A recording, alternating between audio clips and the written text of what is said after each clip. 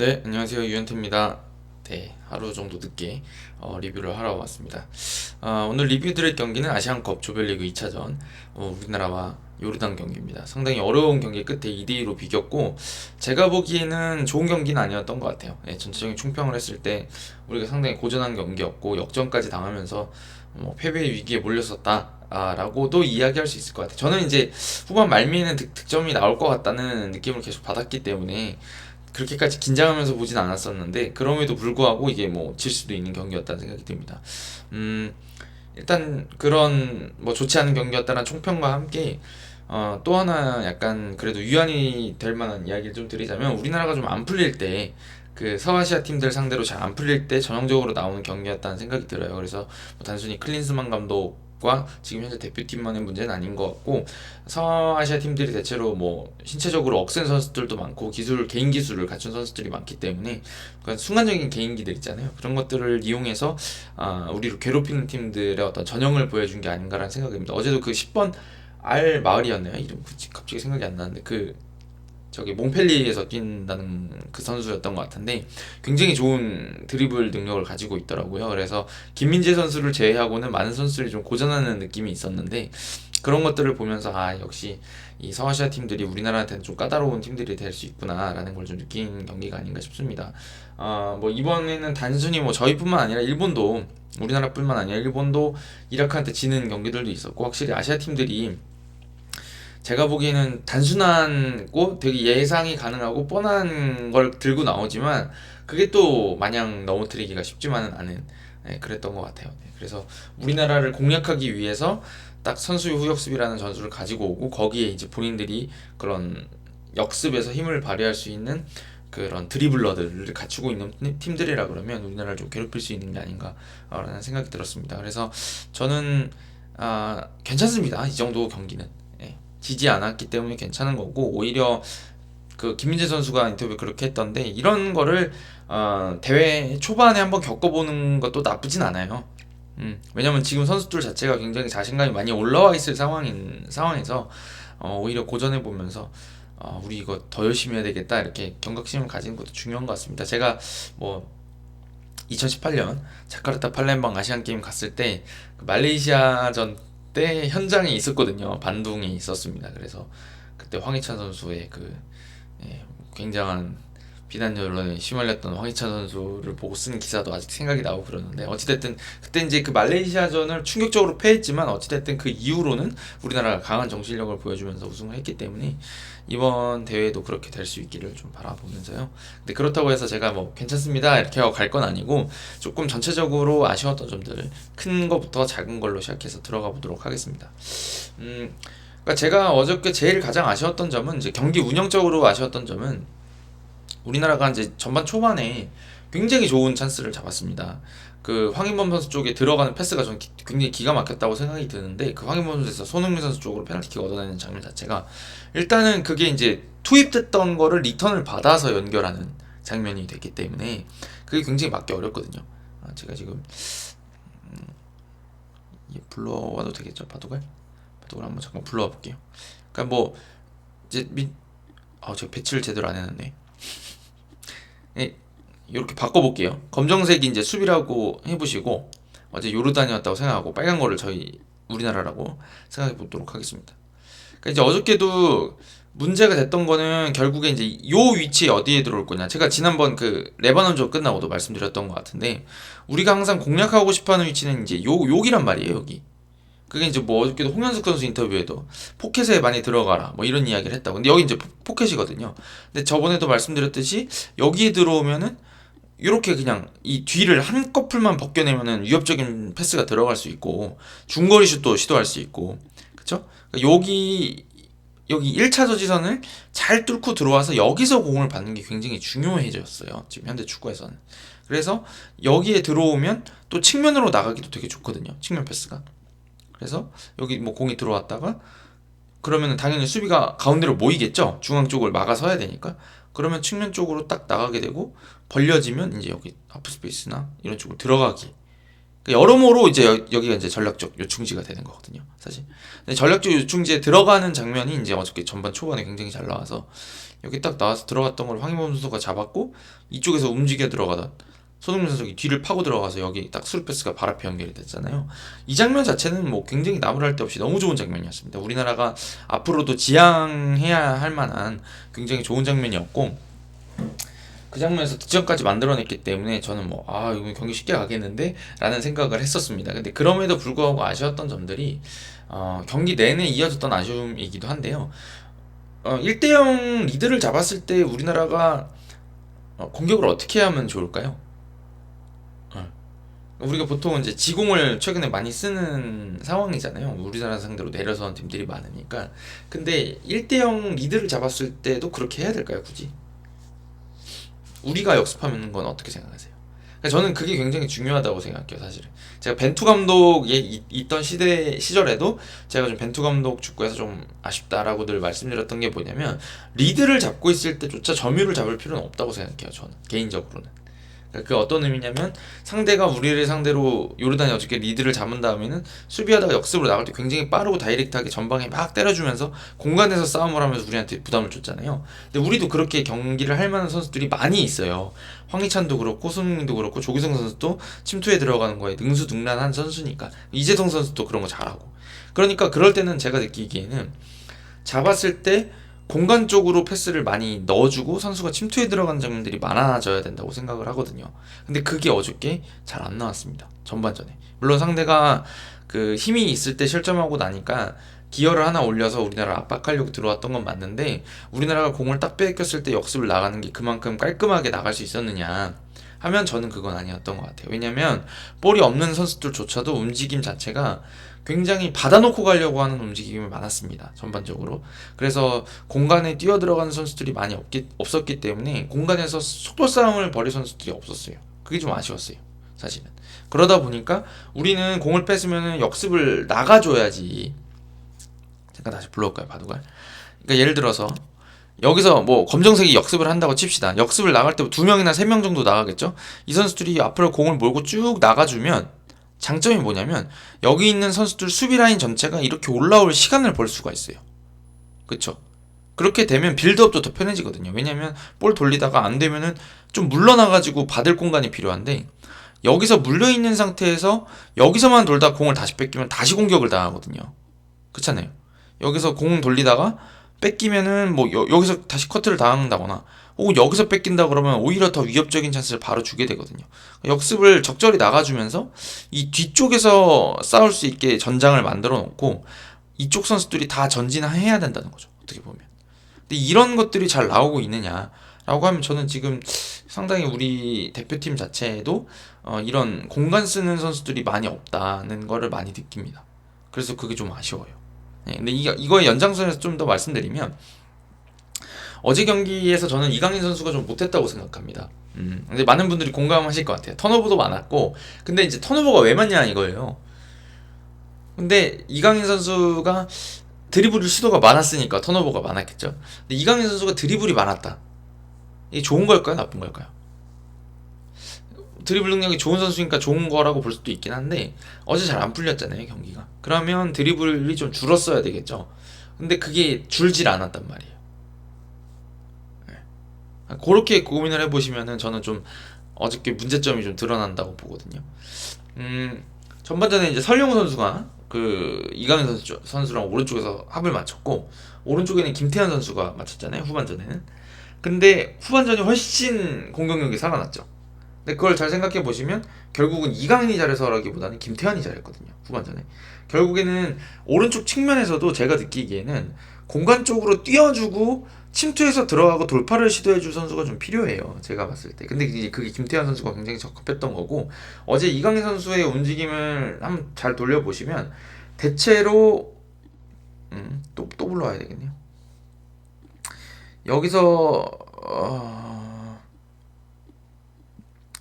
저희가 이제 이쪽으로 공격한다고 생각해 보시죠. 그러면 뭐 우리나라가 뭐 볼 잘 돌릴 때도 있었잖아요. 뭐 매번 막 공을 못 돌려가지고 상대한테 기회를 줬던 건 아니니까 공 돌리면서 전진해가지고 뭐 이쪽에서 볼을 뭐 전환시키거나 이런 장면이 나올 때 제가 계속 느끼는 건 뭐냐면 이강인 선수 공 받는 위치가 계속 여기예요. 그러니까 이게 본인이 처음에는 이쪽에서 공을 받으려고 할 때는 여기에 서 있기도 하는데요. 반대 전환했다가 나오거나 할 때는 꼭 뒤로 나와서 잡아요, 이거를. 여기에서. 어저께 경기 중에 이강인 선수가 이쪽으로 뛰어 들어가는 장면이 거의 없었거든요. 그러니까 이강인 선수 플레이가 제가 보기엔 좀 익힌 게 아닌가 싶어요. 그러니까 지난 경기 레바논전 리뷰하면서도 제가 설령우 선수가 전반전 중반부터 이 바깥쪽을 자꾸 돌아나가면서 이 측면 공격을 본인이 책임져주고 이강인을 중앙 쪽으로 이동시켜 주려고 했다, 이렇게 말씀을 드렸었는데 어제는 그게 잘 안 됐던 것 같습니다. 그래서 이강인 선수 쪽을 이쪽을 아예 그냥 붙어버리고 이쪽을 그냥 틀어쥐면서 이강인 선수가 드리블 시도할 때마다 이쪽에서 잘 제어를 했거든요. 사실 왼발 쪽 드리블을.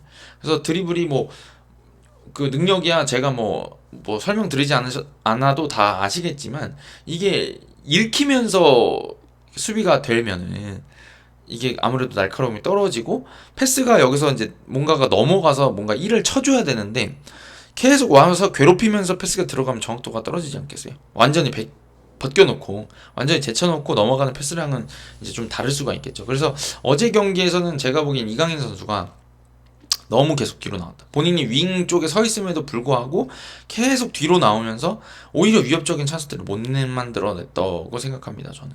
그래서 이게 조금 더 영리한 선수라던가 혹은 이제 양발잡이 선수들이라던가 좀 저는 이강인 선수가 이게 본인이 그 잘할 수 있다고 생각하기 때문에 이렇게 했다고 생각을 하는데 이게 조금 더 능수능란하고 지금도보다 좀 더 경험이 쌓인다 그러면 제가 느끼는 것들은 본인이 이제 여기 계속 받으러 내려오면 따라온단 말이죠. 그럼 이걸 역이용할 수도 있거든요. 여기서 받는 척 하다가 달라고 하다가 여기 있다가 이제 받으러 내려오는 거죠. 나 줘 이렇게 하고 내려오면 따라오잖아요. 그러면 그냥 돌아가지고 일로 뛰는 거죠. 그러면 패스가 일로 들어가거든요. 그러니까 여기서도 공을 한두 번 잡아줬어야지. 그러면 이제 이 친구가 후다닥 쫓아갈 수도 있긴 한데 대체로 수비는 이렇게 가잖아요. 바깥쪽에 나오고 이 선수가 여기를 채우러 들어가는데 그러면 여기 들어가고 하프 스페이스 공략해서 들어가는, 이거 손흥민 선수 완전 좋아하는 자리인데 그죠? 이렇게 들어가는 거. 그러니까 요런 어떤 베리에이션을 좀 줬어야지, 변화를 줬어야 되는데 어제는 이강인 선수가 경기가 좀 잘 안 풀리다 보니까 계속 본인이 이쪽에서 공을 받아서 이제 여기서 개인기로 풀어가려고 하는 성향이 좀 강하지 않았나 라는 생각이 듭니다. 저는 그래서 이 점이 조금 아쉬웠고요.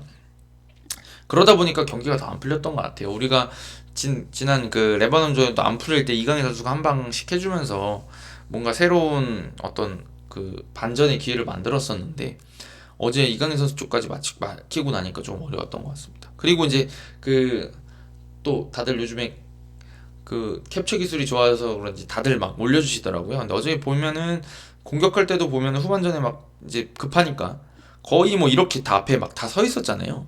앞에 막 5명, 6명씩.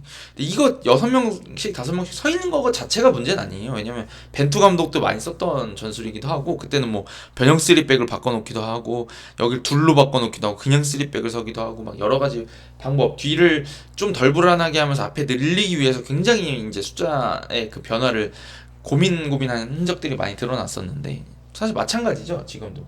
근데 제가 여기서도 아쉽게 생각하는 거는 이게 여기를 왜 가냐는 거예요. 그냥 숫자만 늘려놓으면 장땡이냐 이렇게 생각하면 그게 좀 곤란하다는 겁니다. 제가 느끼기에 이렇게 많이 서는 이유는 여기를 깨먹으려고 하는 거죠, 사실. 그런 거 아니겠어요? 그러니까 여기서 공을 딱 잡아봤자 사실은 수비가 이렇게 뭐 바짝바짝 붙어서 뭐 이렇게 붙어 있다고 치면 그냥 여기 투입하는 것 자체만으로는 찬스 만들기가 쉽지가 않잖아요. 이 친구를 해결을 해야 되니까. 근데 이제 여기 들어왔을 때 예를 들면 여기 누군가 뭐 황희범 선수가 공을 잡았다거나 손흥민이 잡았다 그러면 여기에 있는 침투할 수 있는 길들이 많아지는 거죠. 어떻게 보면 여기. 그렇잖아요. 여기다 이렇게 찔러줄 수도 있고 여기 침투를 해주면 아니면은 여기로 들어갈 수도 있고 중앙 쪽으로. 근데 아마 그러면 여기 막 난리 나겠죠, 막으려고. 여기도 막 달라붙고 그럼 여기다가 로빙을 넘겨준다거나. 그러니까 제가 보기에는 이 라인에 들어오고 나면 결국에 이제 우리가 승부를 걸어야 될 공간은 이 공간이라는 거죠. 수비 뒷공간. 여기서 뭔가 만들어야 되는데 어저께 잘 생각해 보시면 그 측면부터 뚫고 들어와가지고 결국엔 다 요 앞에 서 뭔가 많이 만들어내려고 한 게 많았습니다. 정우영 선수가 뭐 손흥민 선수랑 주고받는 장면이라든지 자꾸 투입하고 2대1 맞고 하는 장면이라든지 좋은 것 같은데 계속 이 공간, 이 상대 최종 수비보다는 앞에 있는 공간에서 놀다 보니까 결정적인 한 방을 만들어내는데 상당히 고전했던 것 같아요. 요르단이 물론 잘 쫓아온 것도 맞습니다. 하여튼 그러다 보니까 우리의 좀 공격적인 파괴력이 부족했던 것 같아요. 그러니까 항상 그 해설위원들 많이 말씀하시는 게 마지막 패스는 종적으로 과감하게 전방을 향해서 찔러야 된다, 공간을 향해 찔러야 된다 그랬는데 어제는 좀 발 밑으로 들어가는 패스들이 많다 보니까 발 밑에 들어간다는 얘기는 뒤에 수비가 있다는 얘기고 수비를 개인 기량으로 꼭 제쳐서 들어가야 된다는 얘기인데 그 얘기는 제치는 동안에 협력 수비가 들어올 수 있다는 얘기거든요, 사실.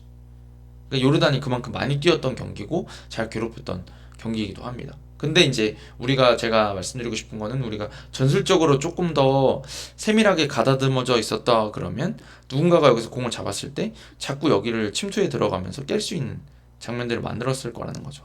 네. 근데 이제 이게 또 연쇄적인 효과도 있는 게 예를 들어서 뭐 이거 손흥민 선수가 잡았을 때 조규성 선수가 여기를 막 침투해서 들어간다. 그러면 따라가겠죠, 보통?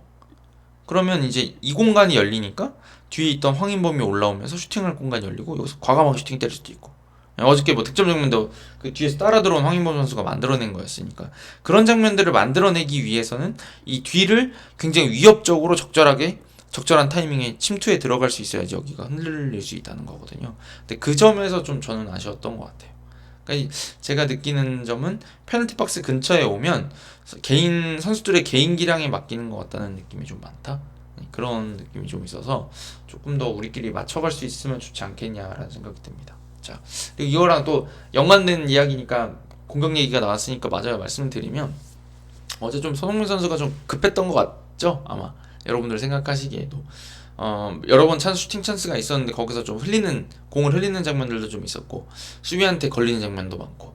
네, 근데 그거는 저도 예전에는 왜 토트넘에서만큼 못할까라는 생각이 좀 들었었는데 저는 그거는 좀 그 토트넘의 손흥민과 대한민국의 손흥민 차이가 좀 있는 것 같습니다. 왜냐면 손흥민 선수가 어제도 공 잡으면 뭐 2명씩 3명씩 슈팅각도 안 주려고 그냥 거의 뭐 다 달려드니까요. 그러다 보니까 더 어렵게 경기를 하는 것 같고요.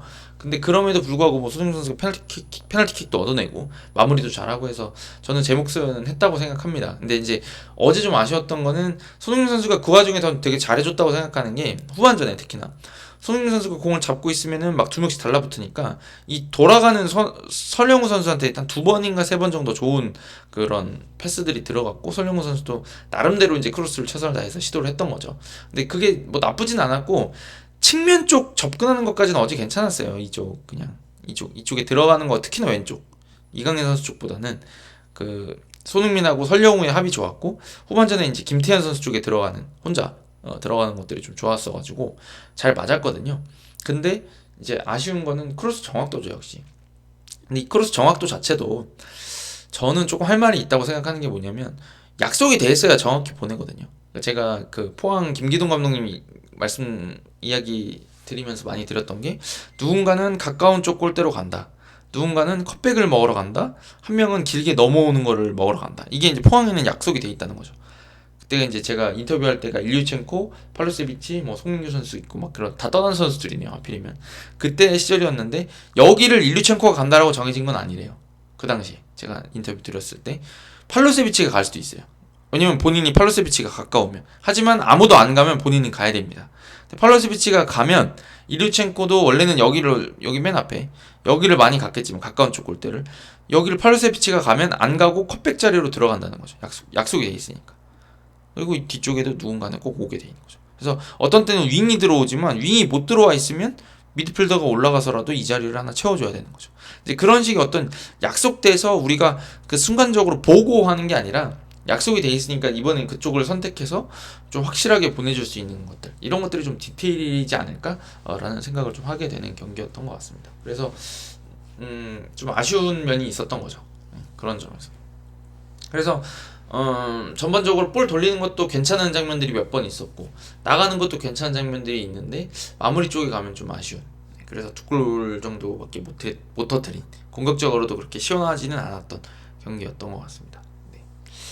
그럼 공격 얘기는 다 드린 건가? 조규성 선수 얘기를 좀 드리고 싶은데, 조규성 선수가 좀 어제 부진했습니다. 제가 보기에는 그 전반전에 발리슛이었나요? 왼발? 그 날려먹은 거는 조금 해결해 줬으면 더 좋았을 장면이었던 것 같고, 조금 어렵긴 했던 것 같긴 한데 그래도 좀 해줬으면 좋겠다는 생각이 드는 장면이었고, 후반전에 그 옵사이드가 되긴 했지만 그 빈골 때 마무리 못했던 거는 조규성 선수가 좀 급하구나 라는 걸 보여주는 장면이었던 것 같습니다. 근데 이제 저는 그래도 조금 약간 옹호를 조금 하자면, 그러니까 선수들이 우리나라에 있는 공격수들이 완벽한 공격수들은 아니잖아요. 사실 그런 정도의 몸값을 가지고 있는 선수들도 아니고, 어떤 장점을, 본인만의 장점을 가지고 팀에 기여를 하는 유형의 선수들이라고 봐야 될 것 같은데, 저는 조규성 선수가 장점이 또 있지만 단점도 있는 선수라고 생각하는 게, 조규성 선수 움직임을 생각해 보시면, 그러니까 상무에 있을 때, 김천 상무에 있을 때 제일 잘했잖아요. 사실 전북에 와서도 조금 부침이 있었고, 근데 그때 생각해 보시면 조규성 선수는 공간에 빠져 들어가면서 본인이 그 발을 스텝을 맞춰서 슈팅을 때릴 때 가장 좋은 선수죠. 높이도 잘 쓰고 등지는 플레이도 해주고 리턴도 내줄 수 있는 선수지만, 그 조규성 선수의 득점을 발로 터뜨린다고 한다 그러면 대체로는 이게 수비 뒤로 빠져 들어가면서 절묘한 스루 패스가 들러오고, 그거를 뭐 원터치나 투터치에 딱 정확하게 골문 구석에 찔러 넣는 게 장점인 선수인데, 이 선수가 이제 어떻게 보면은 크로스가 올라온 거를 컨트롤 해가지고 마무리하는 거는 제가 보기엔 또 그렇게까지 아직까지는 강점을 많이, 그 본인의 원래 잘하는 거에 비해서는 장점을 많이 못 보여주는 것도 있는 것 같거든요. 근데 어제 같은 경우도 그 굉장히 수비가 빡빡한 와중에 있다 보니까 본인은 더 빠른 타이밍에 마무리를 하고 싶어 하는 것 같고, 그러다 보니까 이제 슈팅이 조금씩 뜨는 게 아닌가 싶습니다. 그래서 조금 더 많이 바라자, 이렇게 좀 바라자 하면은 조규성 선수한테도 그냥 손흥민을 위한 미끼가 아니라 손흥민의 미끼가 되는 동시에 조규성도 매력적인 그런 득점을 해줄 수 있는 선수니까, 그런 것들을 좀 팀적으로 배려를 해줄 수 있으면 좋지 않겠냐 생각은 드는데, 그런 좀 디테일이 조금 아쉬운 것 같습니다, 개인적으로. 조규성 선수 쪽에 빠져들어가는 패스들이 많지 않은 것 같고, 조규성 선수도 지금 제가 느끼기에는 본인이 빠져들어가는 쪽보다는 조금 받아주고 연결해주는 쪽을 더 신경 쓰는 것 같아서, 하여튼 그게 이제 팀적으로는 아쉬운 점이 좀 있었습니다. 자, 네. 그런 점이 좀 아쉬웠고요. 이제 수비 얘기 좀 하고 갈까요? 그 일단 가장 큰 그 어떤 문제라고 해야 할까요? 문제라고 하기는, 그러니까 우리나라의 어떤 그 하기보다는 어제 문제점이라고 한다 그러면, 일단 상대 그 10번 잘했습니다. 알마와리. 예, 그 선수가 상당히 개인 기량이 좋더라고요. 저도 그 영상을 한번 봤었는데 얼마 전에 그 저기 몽펠리에서 뛴다는 거 맞죠? 네, 그 프랑스 리그에서 멋진 드리블 득점 장면들을 많이 터뜨리는 선수더라고요. 확실히 1대1에서 우리나라 선수들을 괴롭힐 만한 능력을 갖춘 선수였고, 그 선수 때문에 우리가 되게 어려워졌던 것 같아요. 아시다시피 우리나라가 좀 라인 올려놓고 하는 축구를 좋아하는 팀인데 그게 잘 안 되는 거죠. 그런 드리블러가 있으면 숫자를 충분히 뒤에 둬야 되기 때문에 그 선수를 제어하기 위해서 많은 어떤 신경을 쓰는 상황에서는 공격에 그만큼 이렇게 힘을 쏟을 수가 없으니까 속편하게 그런 상황이 됐던 것 같고, 결국에는 득점도 다 이제 그 선수 발에서 저는 다 시작이 됐다고 봅니다. 그래서 저는 두 번째 실점이 특히나 좀 아쉬웠는데, 첫 번째 실점은 뭐 킥도 좀 좋았고 박용호 선수가 그렇게 뭐 이렇게 자책골을 넣었지만 일부러 그랬겠습니까? 그게 걷어내려 뒤에 이제 만약에 박용호 선수가 머리를 안 맞췄어도 그 5번 수비수 선수가 있어서 득점됐을 가능성이 굉장히 높기 때문에 자책할 이유는 없다고 생각하는데, 두 번째 골 장면은 조금 아쉬웠던 것 같아요. 왜냐면 그때가 제 기억에는 10번 그 알마리가 드립을 치면서 들어가는 상황이었는데, 박용우 선수가 너무 따라붙었죠, 알마리 쪽에. 그 자꾸 탓하는 것 같긴 해요. 이게 제가 박용우 선수가 잘못했다고 말하는 게 확실히 맞나 싶긴 한 게, 그런 장면에서 많이들 도와줍니다. 많이 도와주는 장면이긴 한데, 좀 김민재 선수가 1대1이 강하고 뒤에 정승현 선수도 있는 상황이었기 때문에 제 기억엔 그렇거든요. 그럼 박용우 선수가 조금 더 이게 흘릴 수도 있구나, 뒤에 따라오는 선수를 봐줬으면 좋았을 텐데, 그 장면을, 그 슈팅이 맞고 굴절되는 장면을 보시면은 그냥 박용우 선수가 너무 좀 주변을 못 보고 있었던 게 이제 바로 슈팅 기회를 주게 되는 것 같긴 하거든요. 근데 이제 그게 잘못이다 이렇게까지 말할 수 있는지 잘 모르겠어요, 사실은. 네, 어찌됐든 그 두 번째 골 장면에서도 그 선수가 이제 만들어낸 10번 선수가 만들어낸 장면에서 파생된 장면에서 실점을 하게 되면서 좀 어려운 경기가 됐던 것 같습니다. 그래서 그 개인 기량 쪽에서 1대1에서 밀려서 어려운 경기가 됐다, 이게 개소리는 아니에요. 제가 클린스만 감독 그렇게 한 거 봤는데 맞습니다, 사실. 그러니까 상대도 우리나라 이강인이나 그 손흥민 선수가 있어서 어려워하는 팀들이 많잖아요. 그거랑 같은 거죠. 그 10번 알마리 선수가 상당히 잘 괴롭히는 선수였기 때문에 우리나라 선수들도 좀 고전을 했던 것 같고, 근데 그럼에도 불구하고 이제 김민재 선수는 후반전에 완벽하게 몇 번을 제압하면서 그래 너 잘한다고, 난 더 잘해, 이렇게 한 거 보여주긴 했었죠. 보여주긴 했는데 이제 김민재 선수가 모든 상황에서 다 막을 수가 없는 상황이 되다 보니까 굉장히 까다로운 상황이 됐던 것 같습니다. 그리고 이제 조금 더 아쉬웠던 점들을 이야기를 하고 간다 그러면, 박용우 선수가 조금 수비적으로 아쉬운 건 사실인 것 같아요. 제가 지난번에도 손준호 선수가 있었으면은 좀 그러니까 주전 경쟁 구도가 달라졌을 수도 있겠다라는 이야기를 드리고 했었는데, 박용우 선수가 저는 수비가 약한 선수라기보다는 뭔가 지금 여기서 좀 헤매는 느낌이 조금 있는 것 같아요. 네. 왜냐면 박용우 선수가 그 지난 레바논전에도 약간 전반에 불안하고 후반에는 잘하는, 아주 잘하는 그렇게 됐는데, 그러니까 1차 저지선들이 저지선을 잘 해주면 그걸 쓸어 담는 거는 굉장히 잘 쓸어 담습니다. 제가 느끼기에 여기 이렇게 탁탁탁 해서 막히고 흘러나오는 걸 딱 나가가지고 잡는 건 잘하는데, 이게 1차 저지선들이 없어지는 상황이 되거나 본인이 이제 1차 저지선을, 그러니까 김민재, 정승현 앞을 본인이 지켜줘야 될 때는 조금 느슨하게 잡는 때가 있는 것 같다는 생각이 듭니다. 근데 이제 그게 이제 판단의 문제이긴 한데, 그 판단이 정확하지 않은 느낌? 그런 게 좀 있어서 지금 수비형 미드필더 혼자 나오고 있는 상황인데 그쪽에서 조금 불안감이 좀 있는 것 같아요. 그리고 패스 나갈 때도 제 기억에도 어저께 패스 미스가 좀 있었고, 그 패스 방향 선택도 되게 중요하거든요. 그러니까 뭐 공간 쪽으로 나갈 수 있으면, 그러니까 수비형 미드필더가 되게 중요한 자리입니다. 그래서 템포를 안 잡아먹으려면은 우리 동료의 발 앞에 받기 좋은 쪽에 움직여 나갈 수 있도록 공간 쪽에 연결한다거나 발 밑에 딱 강하게 연결해서 딱 치고 나갈 수 있게 해줘야지. 그 시발점이니까 본인이. 근데 그쪽에서 조금 매끄럽지 않은 장면들이 몇 개 있어가지고 전반적으로 팀 스피드를 떨어뜨리는 장면들도 좀 있었던 것 같고요. 그래서 조금 아쉬운 것 같아요. 그리고 이제 제가 이렇게 더 느끼는 이유는, 전반전에 물론 그 요르단 힘이 있어서 그래서 더 어려웠을 겁니다. 경기가 선수들한테는 힘이 있고 더 압박을 많이 들어오고 달라붙으니까. 근데 이제 홍현석 선수가 딱 들어오면서, 홍현석 선수도 뭐 다 100% 잘했다라고 하긴 그렇지만 전반적으로는 경기력이 딱 좋아지는 느낌이 좀 들었죠. 황인범 선수랑 같이 허리를 책임지면서. 이게 뭐 배치의 문제일 수도 있고 어떤 선수 개인 기량이나 성향의 문제일 수도 있고 특성의 문제일 수도 있긴 한데, 어제는 조금 또 아쉬웠던 점이 있었던 것 같습니다. 물론 조규성 선수도 아쉬웠고요. 네. 그리고 이제 한 명 더 말씀드리면, 저 개인적으로는 김진수 선수 복귀가 좀 필요하지 않나 싶어요. 지금 제가 이제 이런 얘기를 왜 드리냐면, 아까도 제가 그 말씀 드렸잖아요. 김태환 선수가 올라와서 공격을 해결해주니 이강인 그 오른쪽, 이강인이 있던 오른쪽이 좀 살아났었고, 지난 경기에서 설영우 선수가 공격이 올라오면서 잘했었던 얘기를 들었었고, 그 오늘 아까 전에도 손흥민 선수 들어올 때 계속 상대가 2명 3명 붙으니까 설영우 선수가 들어가서 크로스를 한 두세 개 괜찮은 걸 올렸다. 근데 그 얘기는 이인즉슨 풀백 쪽에선 찬스가 나온다, 이 얘기거든요 지금.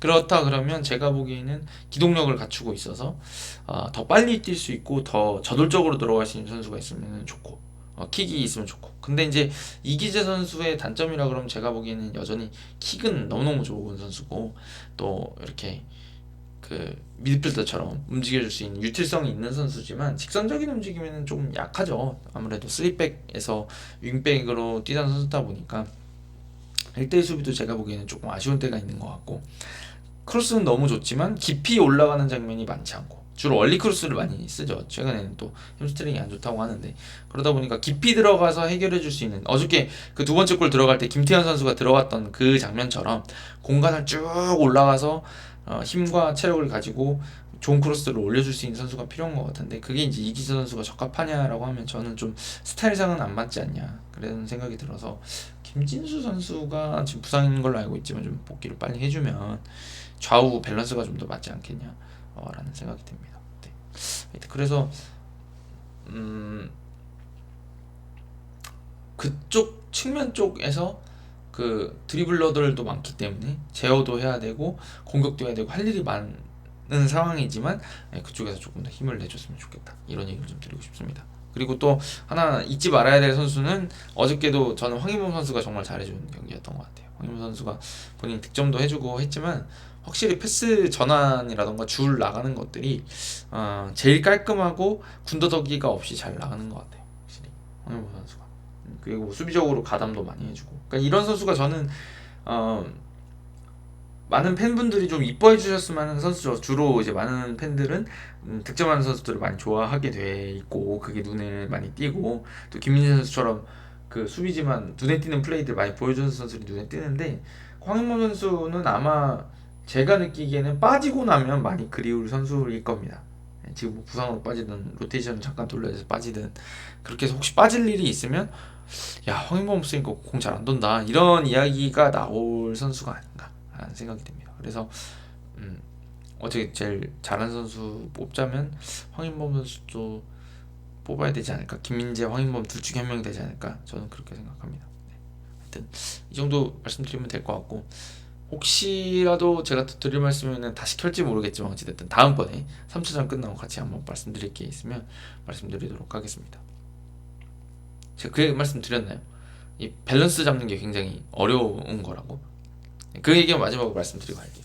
그러니까 우리나라가 공격을 맘 놓고 하려고 그러면 수비가 단단해야 되거든요. 그쵸? 그래야지 이제 역습을 대비하는 거를 최소 숫자만 남겨놓고 공격이 많은 숫자가 올라가니까 우리가 원하는 공격을 할 수가 있겠죠. 근데 반대로 생각해 보시면 공격이 잘 풀려야지 수비가 안정적이에요. 왜냐면 공을 뺏겨서 역습을 당하면은 수비가 힘들어지거든요. 수비 되게 피곤하거든요. 그러니까 후방부터 공이 예쁘게 돌아와서 나가야지, 그래서 최전방까지 공격이 깔끔하게 풀려 나가야지 수비도 편합니다, 속이. 그리고 위협적인 패스가 들어가고 상대가 겨우겨우 걷어내듯이 막 걷어내는 거면 정확하게 상대편 공격수한테 가지 않기 때문에 우리가 이제 그런 것들을 탈취해가지고 다시 공격할 수가 있거든요. 그러니까 이 공수 밸런스라는 게 굉장히 중요해요. 그래서 팀마다 밸런스가 좀 다르죠. 우리나라처럼 조금 개인기량이 좋은 선수들이 많은 팀들은 공격에 조금 더 무게를 두고 수비를 뒤쪽에 놓으면서 그 밸런스를 찾아가는 거거든요. 그렇게 해서 우리는 공격에 많이 가 있지만 공격 잘하니까 수비가 조금 허술해도 돼, 약간 수비에 무게를 좀 덜 둬도 돼, 이런 밸런스를 잡는 팀이 있는가 하면, 요르단 같은 경우는 공격수 한 명이 좋은 선수긴 하지만 전반적으로 개인기량이 떨어지니까 그럼 우리는 수비 쪽에 한 6 두고 그 공격수 선수 쪽에 힘을 많이 주면서 4 정도 둬가지고 이제 맞받아쳐야지, 이렇게 돼 있는 구조로 많이 팀을 구성할 수가 있습니다. 근데 그렇다 그러면 우리나라가 공격 쪽에 힘을 두고 싶다 그러면 아까 말씀드렸던 것처럼 공격은 더 잘해야 되고 수비는 또 수비대로 조금 부족한 숫자에서도 잘할 수 있게 서로 맞춰놔야 되거든요. 근데 이제 어저께는 전반적으로 그게 많이 깨져 있었던 경기라서 많이 어려웠던 것 같아요. 많이 어려웠던 경기였던 것 같고, 근데 여기서도 또 제가 하나만 더 우리나라 대표팀을 위한 이야기를 하나 더 드리면, 이게 어제도 75분 이후로는 찬스가 많이 왔습니다. 날려먹어서 그래요, 다. 왼쪽에서 설영우 선수 크로스도 계속 있었고, 정우영 선수도 찬스가 있었고, 오영규 선수도 터닝슛이 있었고, 뭐 손흥민 선수 쪽에서 그 수비한테 걸리긴 했지만 찬스가 있었고, 이강인 선수 중거리슛도 있었고, 결국에 득점도 나왔고, 후반 추가 시간에도 기회가 있었고, 결국에 후반 75분 넘어가면 기회들이 많이 오게 돼 있어요. 근데 왜 그럴까요? 체력입니다. 체력이라는 게 결국에는 개인 기량을 감출 수 있으려면 체력이 좋아야 돼요. 개인 기량 차이를 감추려면. 왜냐면 한 발 더 뛰어야 되거든요. 그러니까 어저께 이강인 선수가 계속 고전에 했던 이유도 뭐냐면, 이강인 선수가 공을 받으러 내려오면 계속 수비가 따라와요. 원래 안 따라오거든요. 그 유럽에 있는 선수들은 따라오지 않을 수도 있어요, 그런 거를. 왜냐면 이강인만 막아서 되는 게 아니까. 반대편에 킬리안 음바페가 있으니까 그런 식으로 맨투맨을 막 치열하게 할 수가 없어요.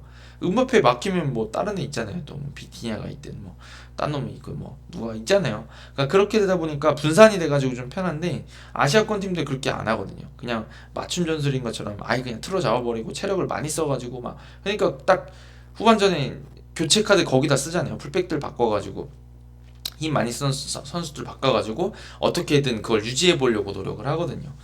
그런 상황이 되다 보니까 75분이 넘어가면 많은 선수들이 체력이 떨어지게 됩니다.